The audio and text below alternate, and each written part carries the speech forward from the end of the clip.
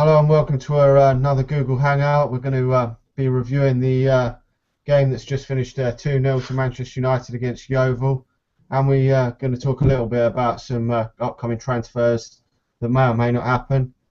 So the game wasn't too great today. We've won though, that's the main thing, and it's only a 2-0 victory, but any victory in the FA Cup is a great victory really. Because it doesn't really matter about the scoreline and the performance. As long as you get through to the next round, that's all that matters. What was your thoughts on the performance today against Yeovil? It wasn't really the best performance. I was surprised to see a pretty strong team out, almost full strength team really, of what we could play today. Yeah, he came out with a really strong team, which wasn't. I mean, I thought he would come out with some squad players. You know, Wilson played, Fletcher, but he came out with his back three, and in the first half it was absolutely dreadful.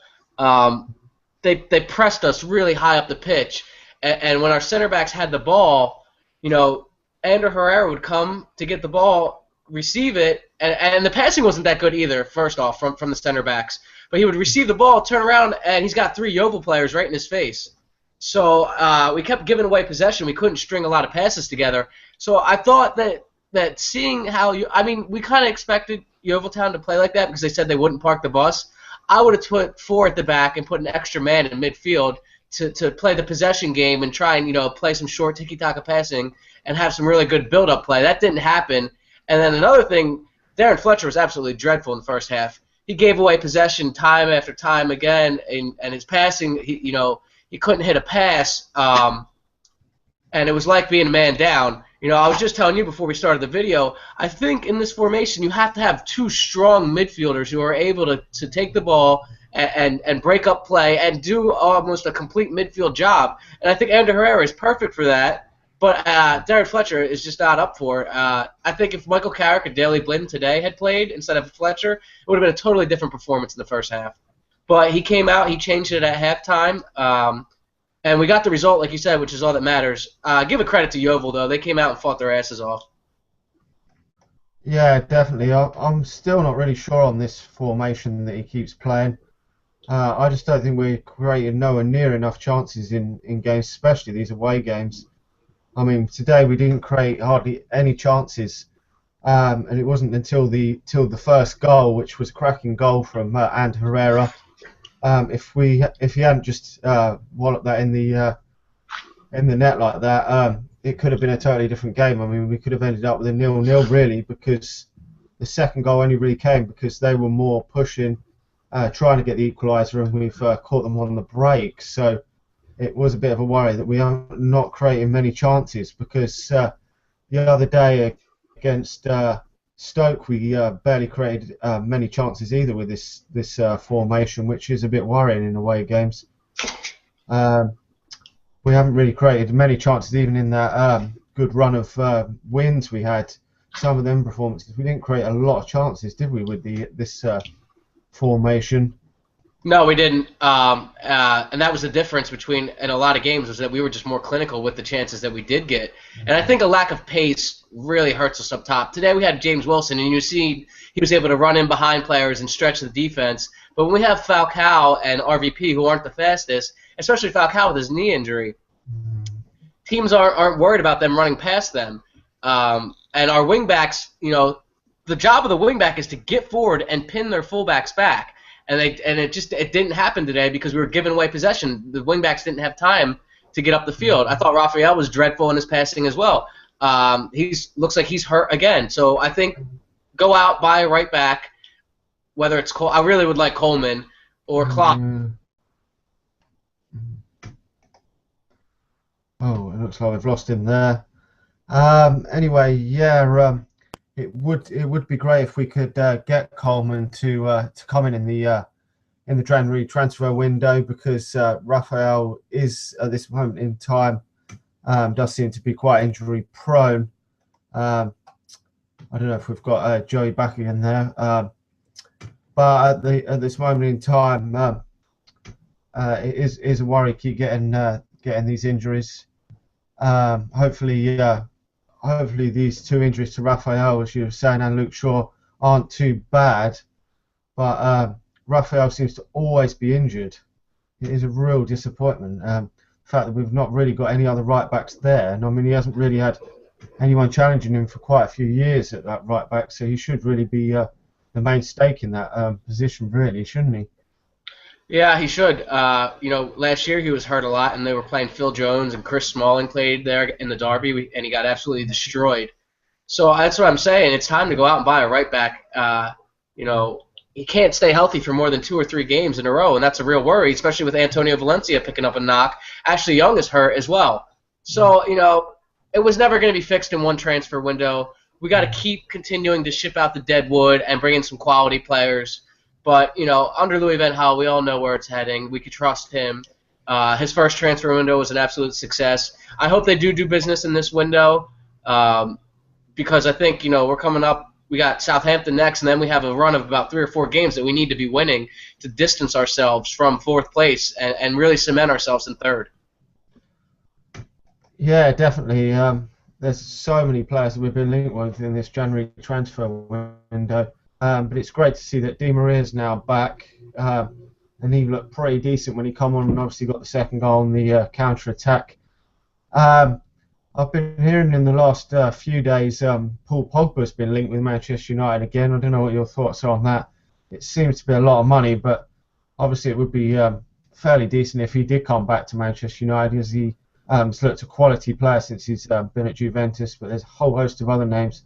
I see Schneiderlin's been linked with a move.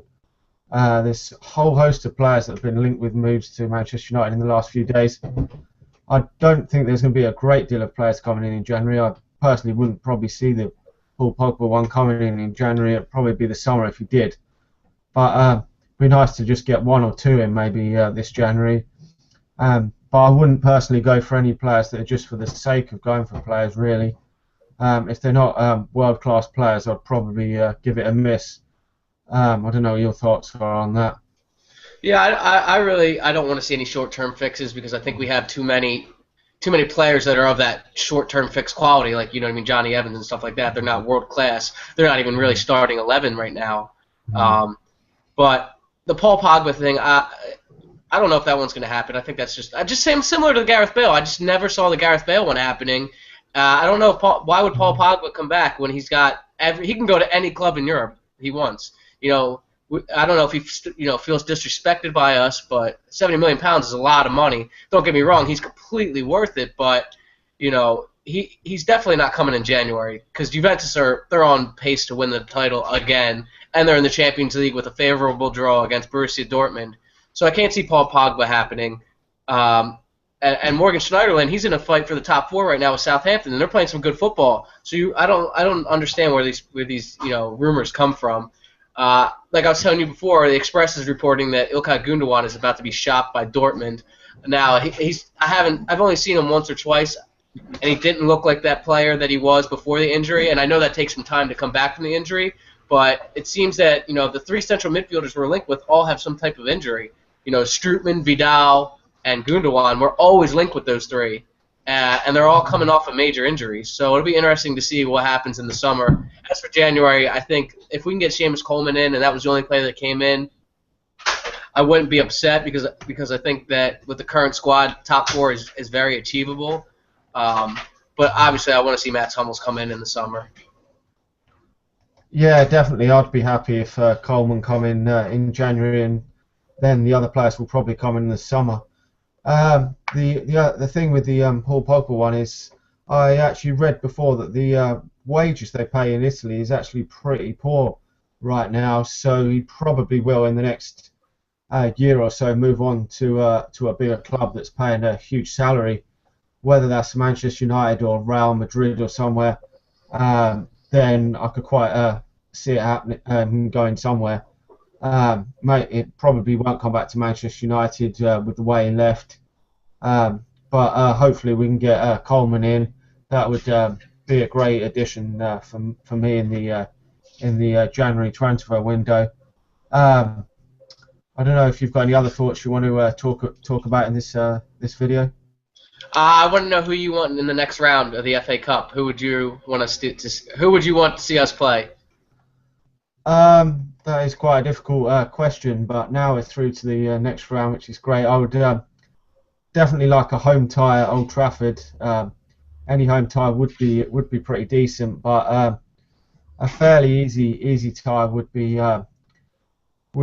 great. I'm not too sure what lower teams are left in it, but probably a championship side, or if there's any other League One sides, would be great. Even someone like Aston Villa at home at Old Trafford I wouldn't be too annoyed if we got that sort of draw. But any sort of home draw I would pretty much like.